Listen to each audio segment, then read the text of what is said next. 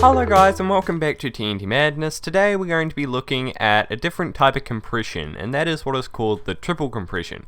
And this is really useful, especially for hammers, because instead of having either just one compression which can compress up to 6 long, or TNT that is in a line that is 6 long like most normal compressors in propellant at the start of most cannons have, this one can go up to 15 but can consistently do around 12 and 13. So this one's 13 long, but it is just really useful. In normal hammers, normally you'd have a compression on each side, so one would fire off and compress it into a ball, and then another one would fire off and push it back. So then it will be compressed in one lump, but then it'd be only 10 long, and then you'd have 2 on either side.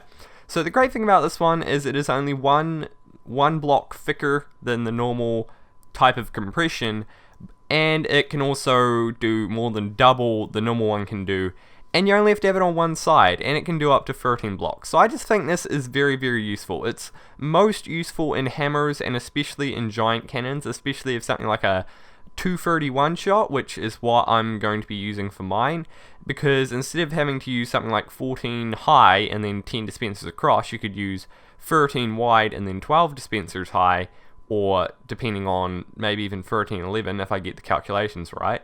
So that just means it's nowhere near as tall, and that can be extremely useful because you're still going to have the same width because you won't be having the same compression on the other side, and it can just make your cannon just that little bit smaller, which is always nice. It's also especially useful when you're building even bigger cannons, like let's say a tunneler cannon or an auto 230 stacker, or even a 255 reverse stacker, which probably not too many people know. But that means you'd be using over 300 TNT in your hammer, and then you'd be using an absolutely ton of, it'd be extremely tall. So this solves that problem, and now let's actually have a look at it.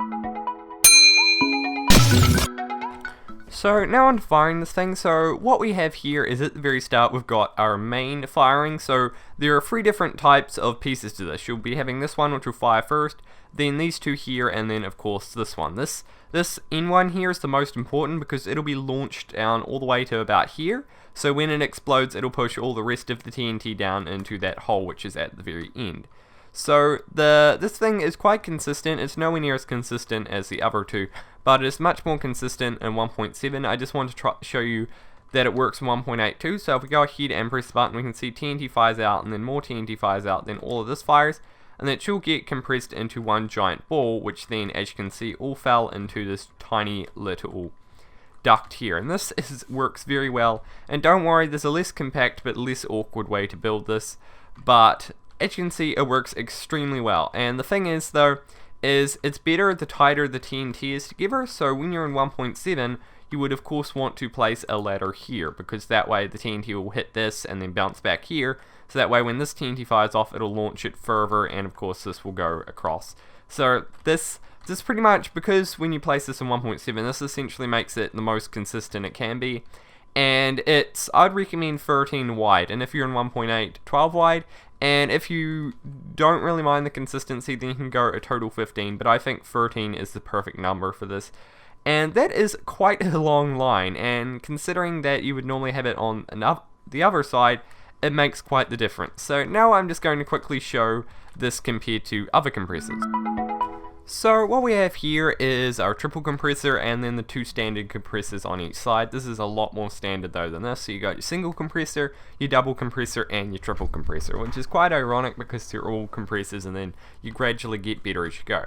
So to start off with, we'll just fire this one. This one can compress up to 6 TNT, which works perfectly fine for most cannons, and it's very simple because you can just fire TNT in one spot and then it goes ahead and compresses it into that little hole there. And then our double compressor over here is a little bit better because of course you can have 10, but the downside to it is of course it's quite long, mostly because you have to have one on this side and on this side. But the main issue is you have to have either a giant line of redstone going to this one, or you have to fiddle around with your cannon so you get the timings that come from one area somewhere on your cannon here, and then another one that goes over here. So it's just a lot simpler with your triple compressor. But how this one works is this will fire off then this one, so like I said, it'll push it up here with that TNT, and then as you can see, it pushed it all the way back down here. And for this one, I have also just turned down the timings because you only need 1 tick on this, and the other repeater, and we're also on 1.7, so this will work every time now. So the ladder is there, so if we go look over here, it'll just fire over in the back far hole. So as you can see, everything went down into this back hole. So this thing is really, really good, just because, in my opinion, it's just a million times simpler, because you're having one side. It's like, this concept of it isn't that simple, but you're with everything in one spot, then it's a lot easier to build around with, especially when you're building an absolutely massive cannon. So that's pretty much that. Also, this is 10 and this is 13, and this one is only 2 wider in total, so that is definitely worth it in my opinion. And to be honest, unless you are building a cannon that doesn't need an absolute huge amount of TNT, like let's say sub 200, then this one should do you, to be honest. But so pretty much, I'm probably never going to be using this sort of compressor again. I might use it in some situations, but to be honest, it's probably going to be just a normal compressor or this triple compressor, just because of how good it is. So anyway, now that we've talked about pretty much everything that there is to talk about this, let's actually get on to the tutorial. But just to quickly recap, how this works is the back one fires, then this one fires, and then this one fires. So this one will push this TNT ever so slightly forward, and some of it may even stay here because they're technically inside the block, so it'll go up here and it'll push this TNT up a bit too.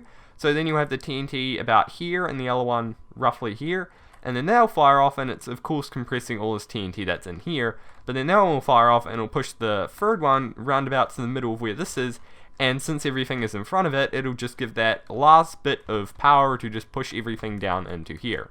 And of course, this is where you're going to be holding your hammer, or where your barrel is. So yeah, so anyway, enough of this rain, let's get on with the tutorial. So now on to the tutorial. There are 2 ways to build this. There is the compact way, and then there is the not so compact way, but it is a lot less awkward to build, and it is a lot simpler. So anyway, I'm going to be building both these. I'm going to be building the compact one first, then this one, all in hopefully one cut, probably not. But so what you're going to need is you're going to need some building blocks, you're going to need 6 dispensers, you're going to need some redstone. It's just this one's going to have slightly more. You're going to have 4 repeaters. It's going to be consistent across both of them. You're going to need some buttons and a water source block. So to start off with, what you want to do is you want to go ahead and place a ring of dispensers, but this time make sure it is 1 far. So this one will, so you want to essentially make it so it's 3 wide but in a ring. Then you want to go ahead and place water along this like so, and you want to make sure that there is some sort of ladder or block up the top here. So for us, I'm just going to close that off for now. So the next thing you want to do is place your button. I personally just like to place it along the back, but then what you want to do is place a block along here and then another block along here. So the great thing about this is it's mirrored on either side. So you want to place your repeater that's set to 1 tick delay, then you want to go ahead and go down here and place a piece of redstone and another one up here with a block here and redstone that goes in here. This will power this dispenser, and because it's powering this block, it'll power the one under it as well. So what you want to do next is place a block there with a repeater also set to 1 tick delay and a block there, which will power the dispenser on the side, but then you want to place redstone on top and another block on top so that way it can power the top dispenser. So now you just want to do the same thing on the other side, which is really simple when you actually get onto it. So you just want to go ahead and do this. I personally like building the bottom first, but it doesn't really matter which part you build first as long as you build it. So as you can see, when you're trying to maneuver through this, it can be quite awkward and it looks super awkward. So if you're building your cannon for aesthetics, it might be better to go for a slightly bigger one. So anyway, this to start off with, it's the same thing at least when you're building the main parts. You want to build the very front, the same sort of ring. Then you want to go ahead and place your water down, and then this time we are going to be placing our blocks like so into a staircase pattern. And then we are going to be replacing all of these blocks down here with blocks we can build on. So this again is mirrored on either side, so you just want to go ahead and place redstone on the top here like so. You just want to make sure that it doesn't actually power the dispensers. So I personally, you can place it like this because all it does is it just gives extra power to the front block.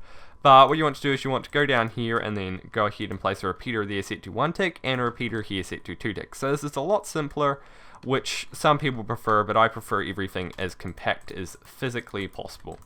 So after you've done that, you just want to go ahead and do it on the same side, and as you can see, this looks 10 times simpler than this does, even though they are essentially the exact same thing. So all you want to do now is fill them all up with TNT and you are good to go. So anyway, I hope you guys did enjoy this video. I know it's not really a TNT cannon, I know it's something different, but I thought it's something that's very important, and especially for the experienced cannoners who don't know something like this will definitely help them. So anyway, goodbye from TNT